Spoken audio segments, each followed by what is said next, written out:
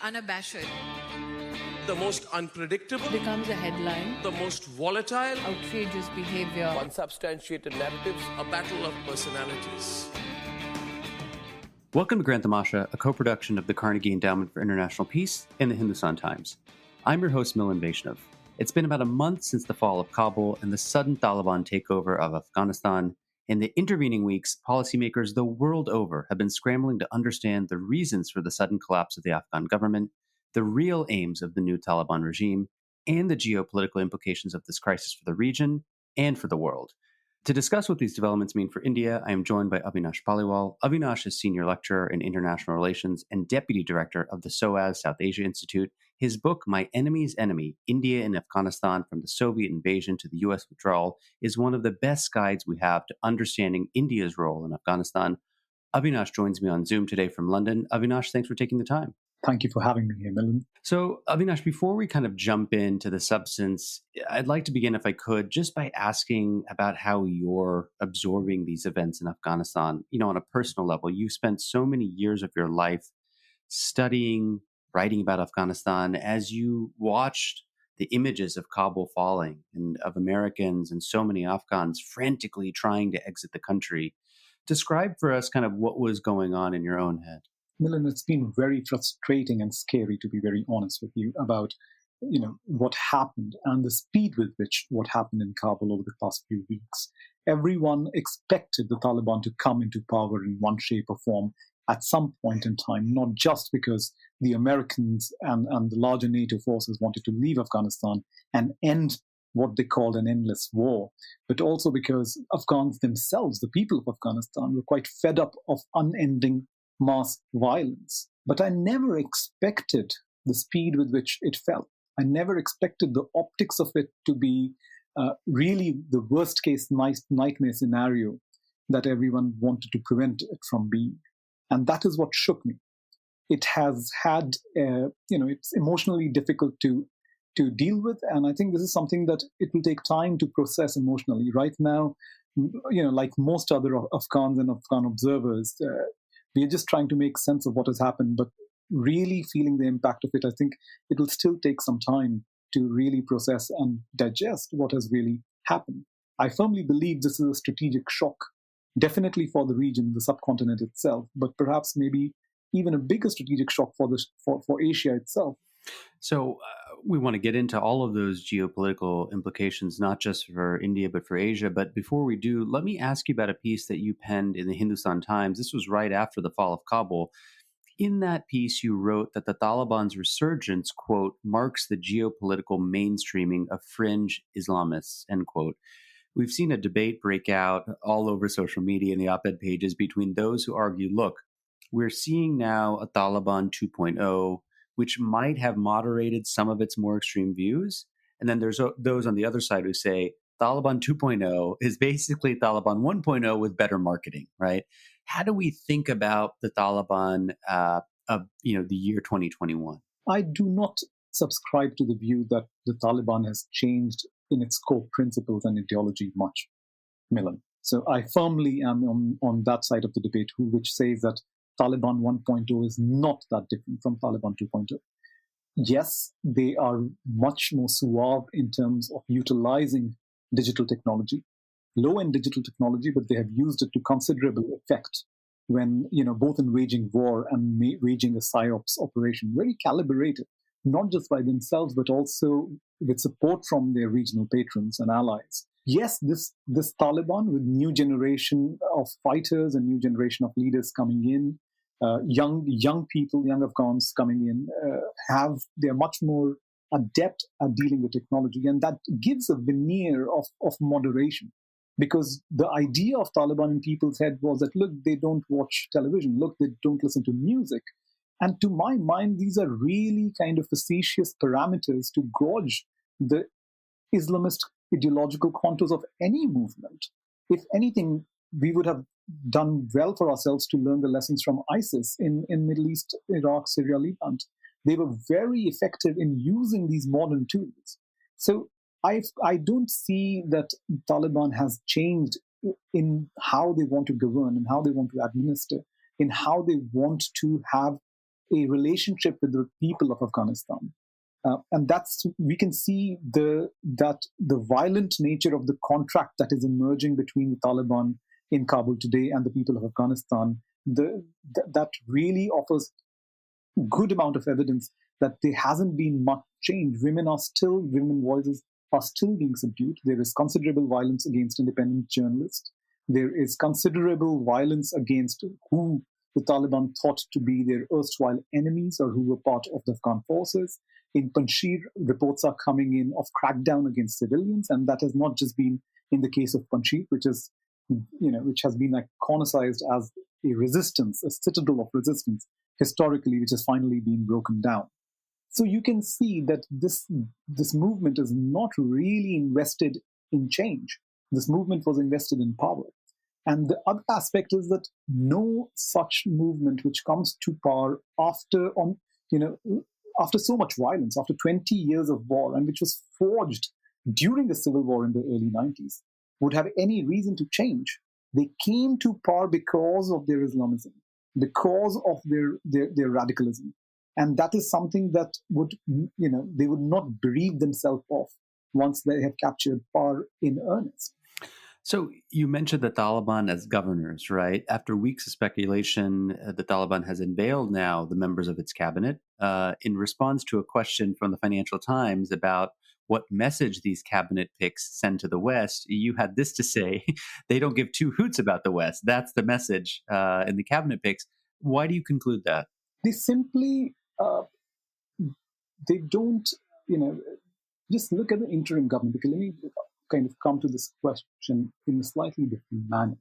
There is this contradiction as far as the Taliban is concerned, where they would like to have certain degree of foreign aid and diplomatic recognition from the West. They have been dealing with the United States directly diplomatically in the Doha process. But when it comes to how they want to run Afghanistan and who they want to run Afghanistan from among themselves, that is not an issue on which the West, broadly put, has much say. And I think that is a point which they very clearly wanted to convey, that yes, we want to deal with you, but that does not mean you will dictate who you are dealing with and how you deal with us. And you can see that in the interim government setup that has emerged, right? You can see the contours of it. You have a lot of those figures who are still on US terrorism list from the Haqqani family and the larger network. You can see many of the senior leaders are former Guantanamo Bay prisoners. You can see that a lot of these figures are really hardline, right? They are the figures which the United States and its allies, including India, would have liked to see marginalized in any sort of an interim government, and the government setup be something that is more inclusive in the sense that it has wider ethnic participation. It has wider, even within the Taliban, it has a wider representation of moderates in real power roles, rather than just being there as,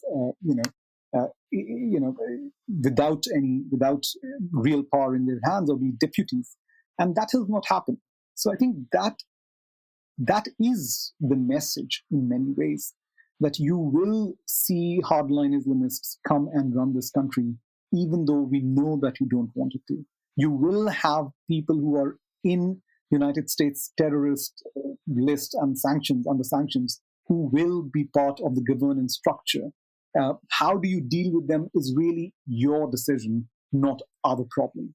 And I think that's a very consequential message to send, regardless of whether the Taliban wants to have entities which tomorrow would perhaps be capable of or willing to target the United States homeland as such. You've argued that the Taliban's victory is the strategic win, so to say, that Pakistan has long desired, right? But you also point out, and I found this to be quite interesting, that Pakistan's official thinking, including within the military, remains somewhat divided about the Taliban, which I thought was quite intriguing. Tell us a little bit about how you see what those divisions are and how they might manifest. I see the debate within Pakistan's security establishment panning broadly along two lines. One is a body of opinion, perhaps you can say, which has much more salience within the hardline factions, within the ISI, or within certain sections of the core commanders, which is much more closer to, let's say, the Islamist worldviews, right? And former Lieutenant General Hamid Gul the former chief of ISI, who is considered to be a very powerful, a very important figure in giving a fillip to regional Islamists. He kind of comes to epitomize that stream of thought within the Pakistani security agencies. And then there is an other, much more nationalist, so to say, school of thought that which believes that even though Taliban have served Pakistan's strategic ends in terms of clearing Afghanistan of Indian presence, in terms of creating a government which is much more friendly towards Pakistan, or at least dependent on Pakistan, as we can see today, there is a serious concern that they're also Islamists, and they will give much more political empowerment or encouragement to Islamists within Pakistan, right? They have very strong links, familial links, economic links, ideological links through the madrasa networks. And there is a risk of Pakistan actually losing leverage or losing the control that they have built very, very meticulously over the past 2 decades over this movement. Now that it's operating out of Afghanistan, and the control mechanisms have kind of degraded. ISI's control mechanisms over them have degraded, if not disappeared. Concern within the Pakistani security establishment is voiced much more by Pakistani nationalists who don't see themselves or the country itself as some sort of radical Islamist safe haven. They don't want Pakistan to go to, Pakistan's political fabric to shift further to the Islamist right. And that is a risk that Pakistan runs with Taliban in power in Kabul.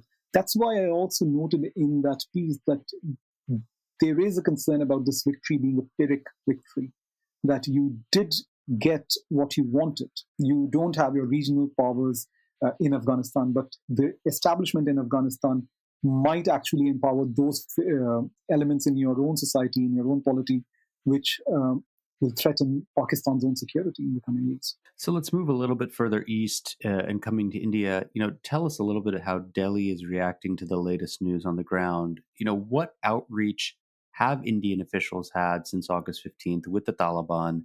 And how do you think Delhi is viewing this very thorny question, which many governments are trying to work over, about whether or not to recognize this new government at all? So as far as India is concerned, William, let me go back to January 2010 before I actually come to August 2021. And I think this Taliban dilemma, or what to do with the Taliban, has been a central feature of India's Afghanistan policy right from the 1996 when Kabul fell for the first time to the Taliban. That is the point when India decided very clearly not to engage with the Taliban. Forget diplomatic recognition, even the kind of back channels that we know exist today were not existent at that point in time. And the full brunt of that was borne by the Indian policymaker during the 1999 IC-814 hijack, where an Indian airliner was hijacked, taken to Kandahar, and that led to the release of some really hardened militants who were in Indian jails, but Pakistani militants essentially. So I think that experience shook Indian policymakers to a considerable extent and made them realize that they cannot let go of the Pashtun lands, so to say, right, both in the east and the south of Afghanistan, completely untouched. That just because they had they supported the resistance in the north and the west at that point in time, did not really help them with the hijacking incident. And since 2002, when India went in on the back of the security guarantees that were on the offer because of the Western intervention, they really went and started to cultivate relationship with people in the Pashtun areas, right? A lot of the developmental projects went in there, small and big. 2010 is a moment when, for the first time, idea of talking to the Taliban got baptized internationally in the Lancaster House conference in London. And this is a moment when India is really concerned that Pakistan will be put in a driver's seat in this whole process, marginalizing or sidelining Indian concerns. That is when India starts a back channel, a covert conversation with the Talibs for the first time in earnest. Since then till now, both sides have been talking, on the back, but they never really let this conversation to develop because there was hardly any political appetite in New Delhi to entertain it seriously. And also for the Taliban, the problem was that if they would be seen in the open talking to the Indians, they would have a huge cost to pay in their relationship with Pakistan. And I think this is the central dilemma. I think as far as India is concerned, and perhaps India is an outlier in this case, the dilemma is much more acute both for India and for the Taliban simply because of this India-Pakistan enduring rivalry. As of now, since 15th of August, the decision has been taken in Delhi. We want to talk to the Taliban. There is no dilemma on that count. Yes, in media, there is a whole lot of debate on whether India should talk to them, whether India should not talk to them. Meritorious arguments being offered from both sides. But the policymakers have taken a very clear call that we cannot afford to let that space remain untouched. We have to have some sort of a channel with the Taliban. And they have actually, if you look at over the past 3-4 weeks, the signaling that has happened, it is the Indian government which has first leaked the information of the outreach. And then it was the Indian government which also kind of formally acknowledged that they met with Taliban in Doha in the recent outreach when Ambassador Deepak Mittal met with some Taliban figures in the Indian embassy in Doha. So there is very clearly, India is showing that it is ready to own a channel publicly with the Taliban.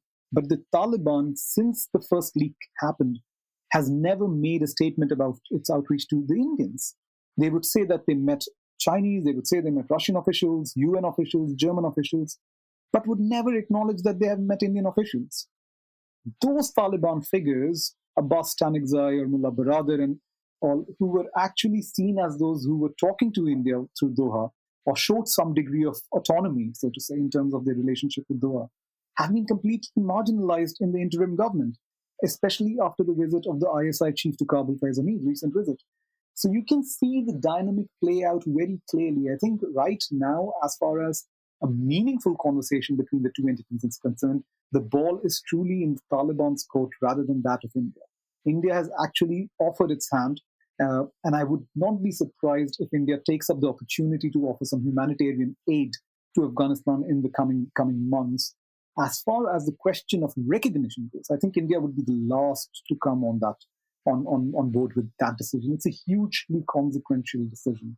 I think the two sides will have to do a lot of talking, and the Taliban will have to demonstrate something in practice that they are keeping their promises of not letting anti-India or other global jihadis operate from Afghan territory. Without some meaningful, give on that count from the Taliban side, I do not foresee New Delhi kind of offering that kind of diplomatic recognition, even if some sort of a channel is open and is sustained to a limited degree. So let me try to bring a couple of different strands together here.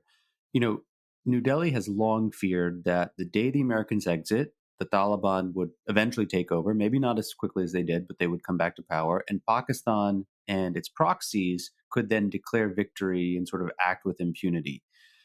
With regards to the terrorism question, which I think is probably first and foremost in the minds of many ordinary Indians, how worried should they be that insurgents will now turn their attention from the battlefield in the West and shift towards the East in places like Jammu and Kashmir? India's counterinsurgency grid, with all its complications and all its problems in itself as far as India's relationship with the people of Kashmir goes, and that's a very complicated relationship. It's not a straightforward issue itself, right? But that's, if you park that aside for a moment, the counterinsurgency grid is very effective. And it is very difficult, not just for outsiders or, militants who are crossing borders, who are Pakistani or from any other countries to come into Kashmir and operate. Even for local militants, it's become very difficult to operate with impunity within Kashmir, given how strong India's counterinsurgency grid actually is. So I'm not personally very worried about suddenly there will be an uptick in infiltration that India cannot handle. I think that's something that both policymakers in Rawalpindi and in New Delhi understand, that this is not going to translate into some heavy inflow of cross-border militants into Kashmir that would change the larger military calculus of the region. But the win of the Taliban has a psychological impact for those figures who are already there. Right? There are many people who would feel emboldened that if the Taliban can defeat a superpower in Afghanistan, then perhaps we can also, however fruitless it might be, or however ineffective those endeavors might be militarily, we should also take up arms to counter Indian sort of, quote unquote, occupation of Kashmir in their minds. So that is something, it's a political question much more than a military question.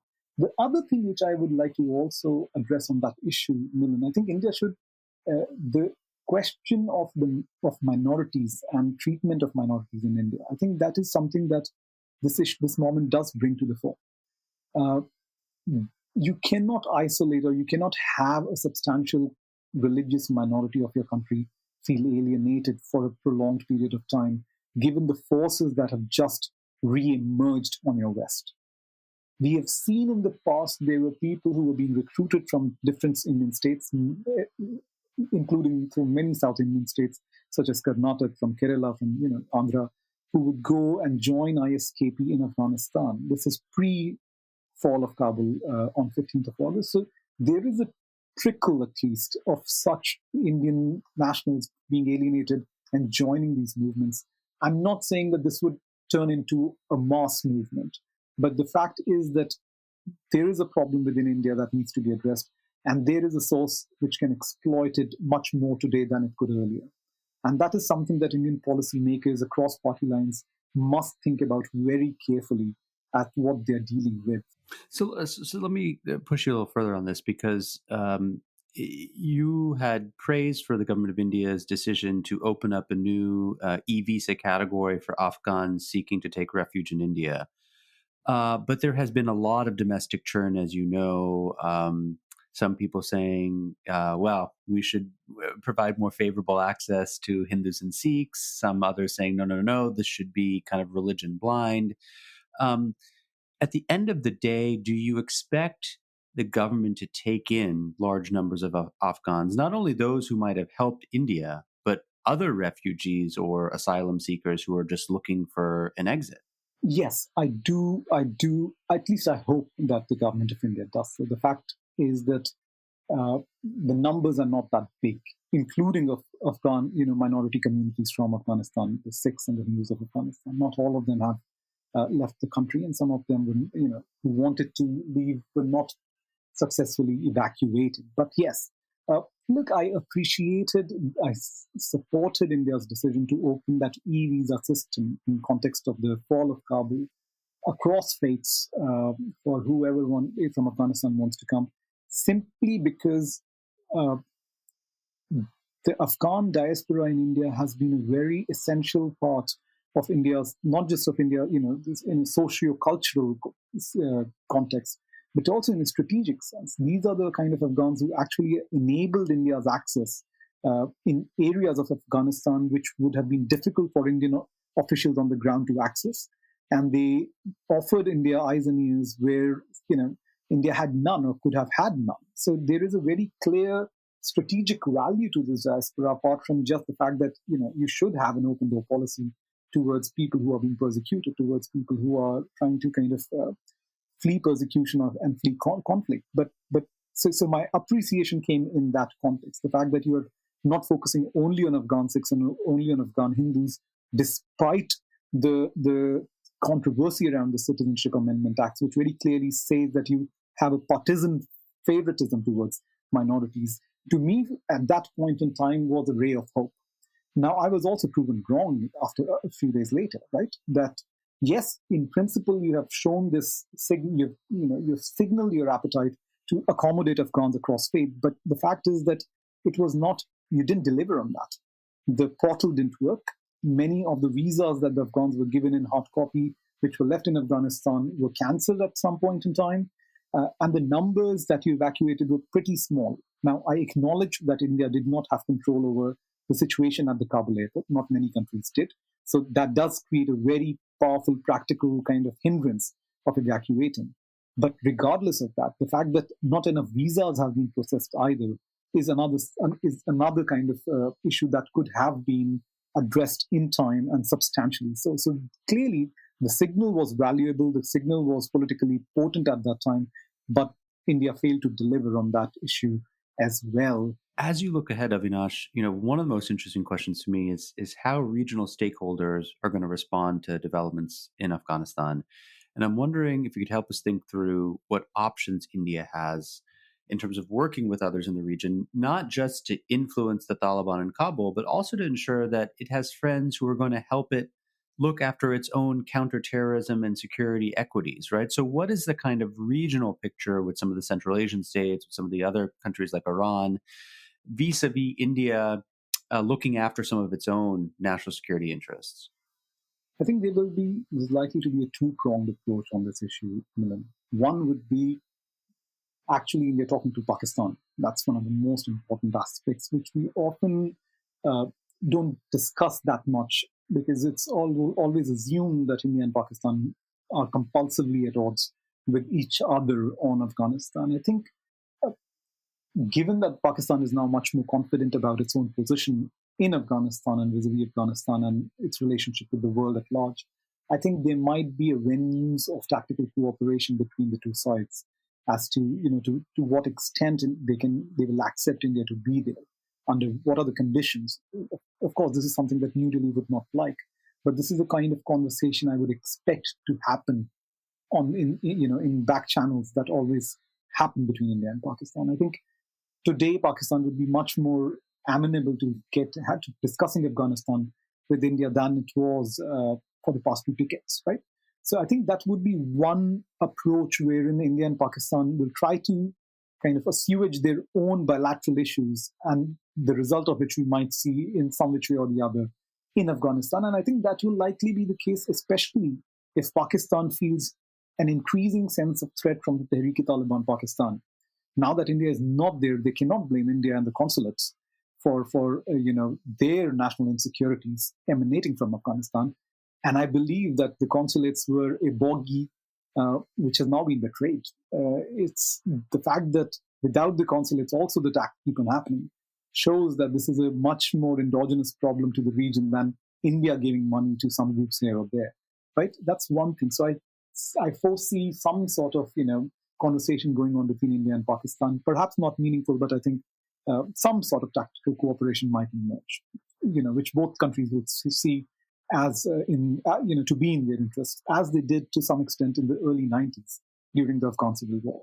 The foreign secretaries of the two countries at that point in time were actively discussing Afghanistan to figure out some sort of a modus vivendi instead of fighting it out between the two of them. Right?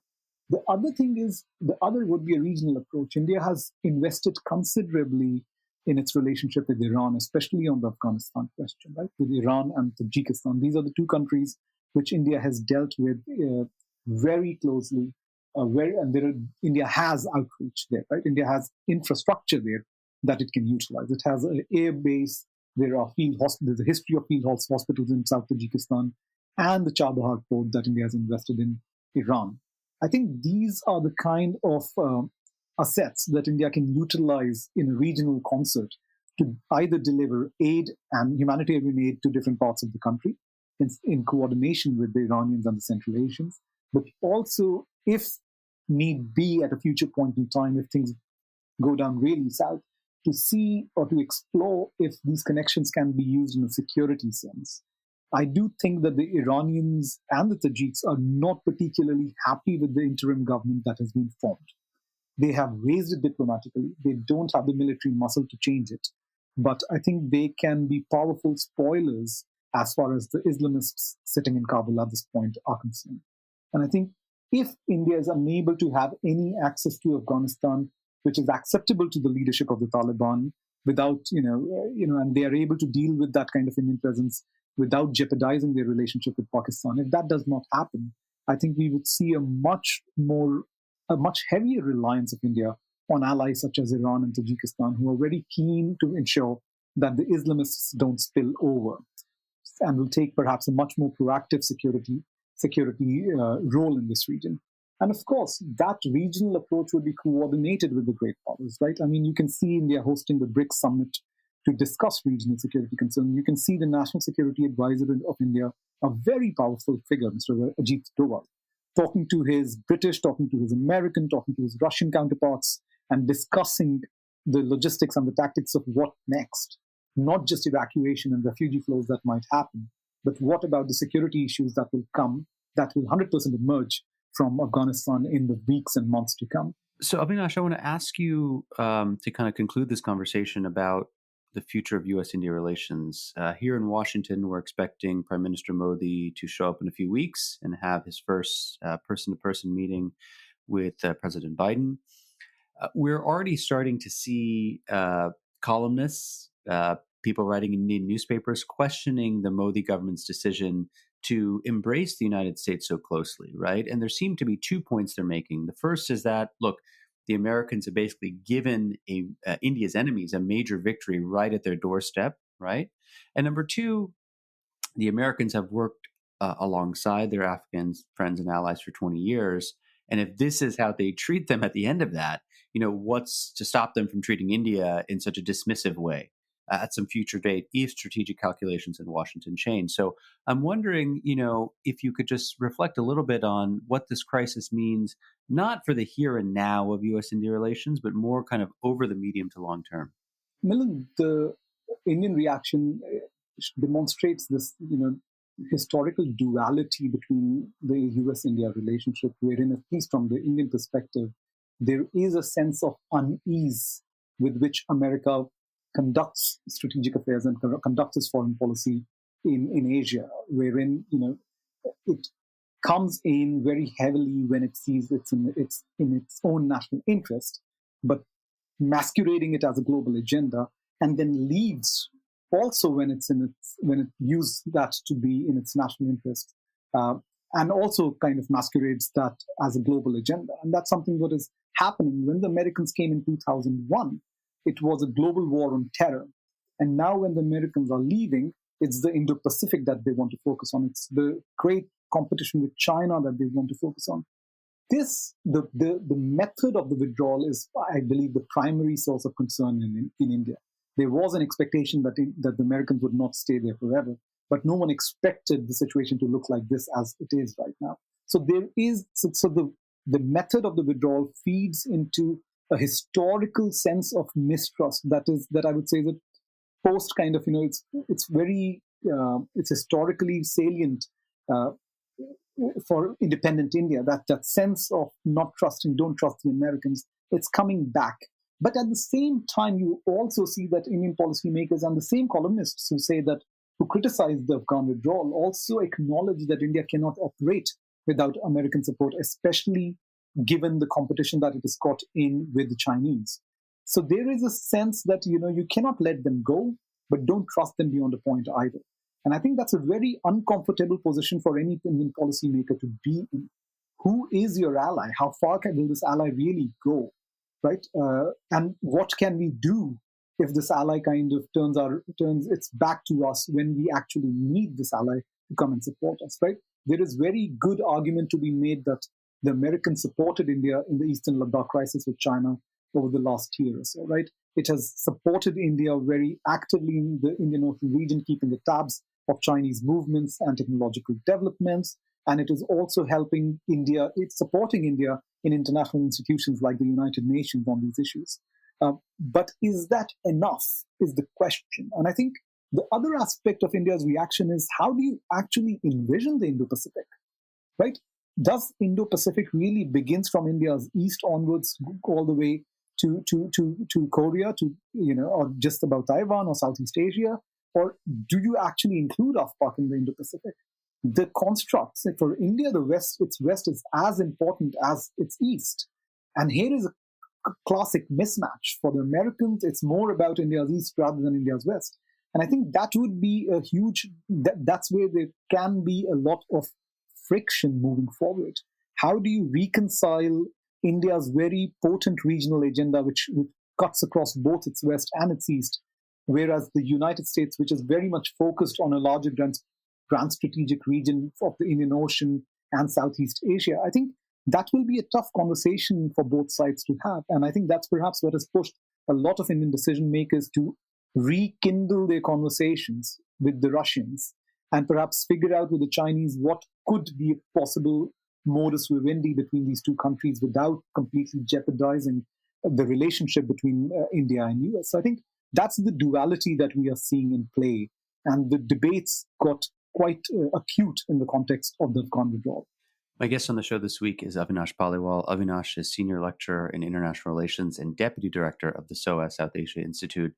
there are many people who comment on Afghanistan, but few people who know it as well and can speak about it with such thoughtfulness as you, Avinash. We are really delighted to kick off this new season of the podcast with you. You are in great demand right now. Thank you so much for taking the time out to speak with me today. Thank you so much, Milan. It's an honor for me to be here. Grand Tamasha is a co-production of the Carnegie Endowment for International Peace and the Hindustan Times. This podcast is an HT Smartcast original and is available on htsmartcast.com, India's fastest-growing podcasting platform. You can also find us on Apple Podcasts, Spotify, Stitcher, or wherever you get your podcasts. Don't forget to rate and review. Helps others find the show more easily. For more information about the show and to find the writing we reference on this week's episode, visit our website, grandtamasha.com. Production assistance comes from Caroline Duckworth. Tim Martin is our audio engineer, and Cliff Jayapranada is our executive producer. Thanks for listening, and see you next week.